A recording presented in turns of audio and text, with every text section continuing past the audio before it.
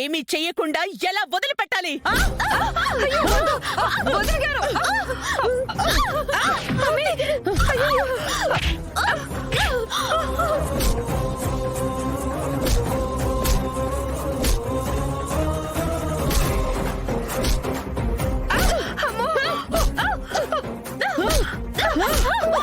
అసలు ఆడవాళ్ళటే మీరు ఆడ జాతికి పట్టిన మీలాంటి కళ్ళంతాన్ని కాల్చి కాల్చి కడిగేయాలి.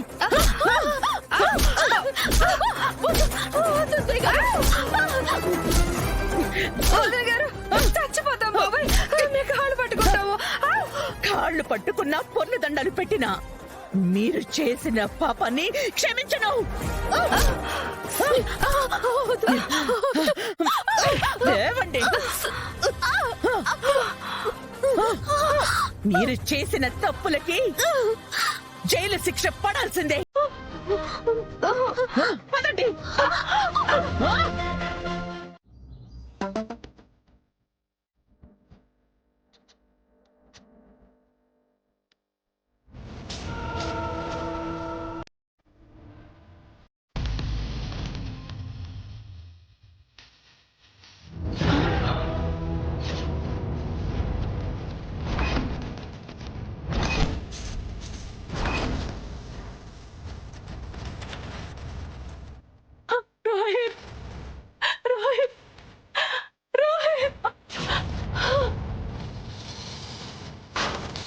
నాకిదేదో చెడు సూచనగా అనిపిస్తోంది. ఎందుకు? హెవెన్ రిసార్ట్ లో ప్రమాదమా? అదే పాత న్యూస్ లేక.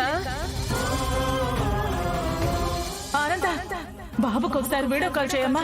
కొండ ప్రాంతం కదా, సిగ్నల్స్ సరిగా ఉండవక్క. అయ్యో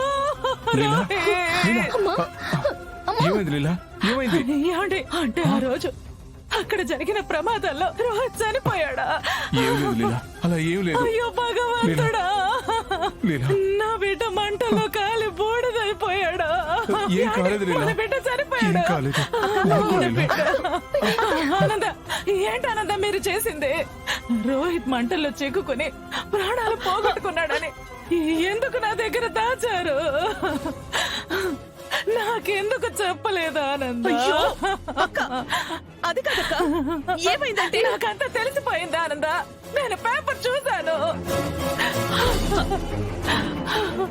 అయ్యో అక్క, అయ్యో భగవంతుడా, నా బిడ్డ. అయ్యో, నేనేం పాపం చేశానండి? నాకెందుకే ఘోష? అయ్యో అయ్యో, నా బిడ్డ. అయ్యో, నాకెందుకే గర్భశోకం? అక్క అక్క, ఇది పాత న్యూస్ అక్క. రోహిత్ కేమీ కాలేదు. ఆ అనన్య చేసిన కుట్రలు కుతంత్రాలన్నీ బయటపడ్డాయి. చివరికి తన పాపమే తనని కటకటాల్లోకి నెట్టింది. ఆనంద, నిజంగా దేవుడున్నాడు ఆనంద. నా కుటుంబ రూపంలో ఆ దేవుడు ఎప్పుడు నాతో ఉంటాడని ఇవాళ మీరంతా నిరూపించారు.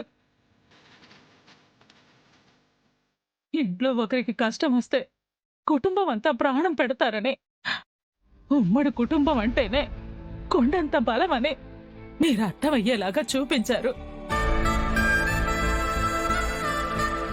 ఈ కుటుంబాన్ని ఎంత బలంగా మార్చినా ఆ శక్తి స్వరూపిణివి నువ్వే ఆనంద. అక్క, ఇదంతా నీ వల్లే సాధ్యమైంది. మా అందరినీ ముందుండి నువ్వు నడిపిస్తున్నావు కాబట్టే అనన్య ఆట ఈ ఇంట సాగనివ్వలేదు. ఎప్పటికీ నీ